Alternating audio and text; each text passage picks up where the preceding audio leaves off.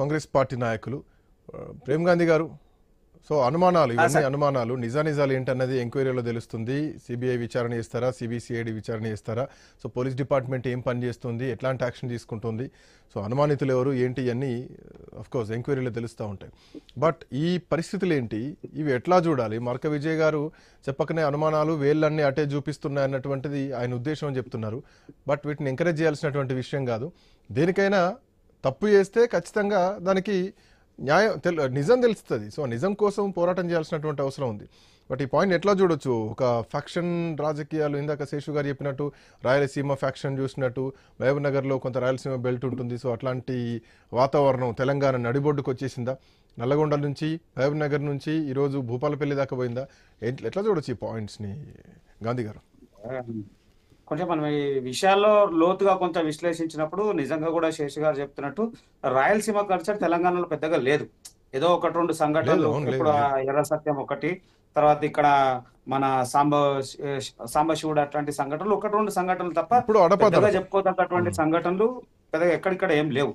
అయితే ఒక మనం పూర్తి వాస్తవానికి అసలు పార్టీల లేదా విషయానికి పూర్తిగా వస్తే ముందు నుంచి కూడా గండ్ర వెంకటరమణారెడ్డికి తర్వాత రాజలింగం గారికి కొంత విభేదాలు ఉన్నాయి. ఒకరి మీద ఒకరు ఆయన చేసిన ఆరోపణలు లేదా ఈయన మీద ఇద్దరి మీద కూడా అనేక సందర్భాల్లో జరిగినటువంటి దాఖలాలు ఉన్నాయి. క్లియర్ గా వాళ్ళ కుటుంబం చెప్తా ఉంది. ఇప్పుడు ఆ భార్య ఎవరైతే చనిపోయినటువంటి మృతుడి భార్యనే ఈయన హస్తం ఉంది, ఈయన ఇన్వాల్వ్మెంట్ ఉంది, ఈయననే చంపుతా అన్నాడు అని.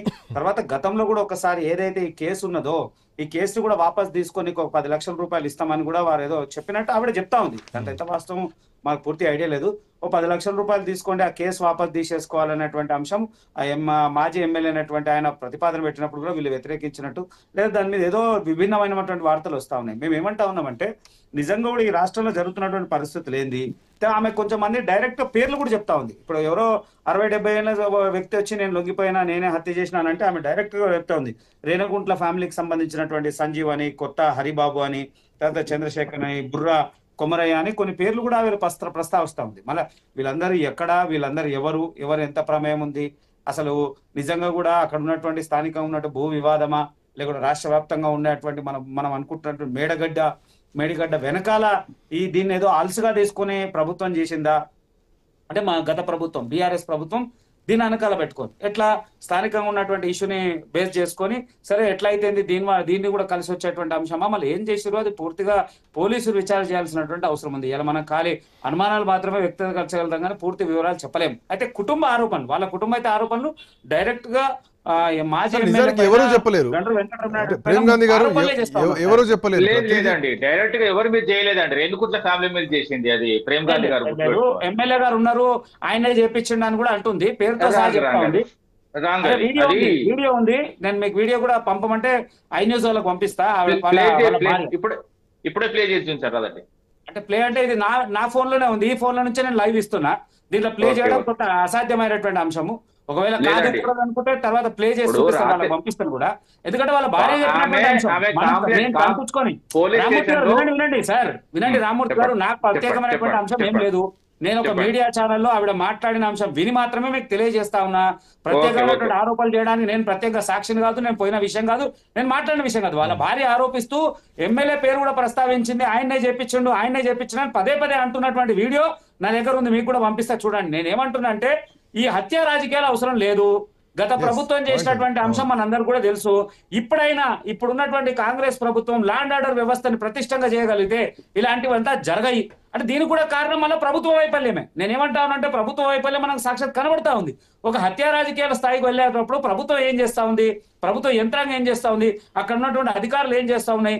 1-2 సార్లు వీళ్ళు నాకు హత్య, ఆ కుటుంబం నాకు ప్రాణహాని ఉందని కూడా కంప్లైంట్ ఇచ్చామంటున్నారు. ఆ కుటుంబము వినండి వాళ్ళు నాకు ప్రాణహాని ఉందని వినండి నేను మొత్తం చెప్పిన తర్వాత మీరు చెప్పండి. మీరు మాట్లాడినప్పుడు నేను పాయింట్లు రాసుకున్నా, నేను చెప్తున్నా, మీరు చెప్పినప్పుడు నేను రాసుకున్నా, నేను చెప్పిన తర్వాత కూడా మీరు వాళ్ళని చెప్పండి.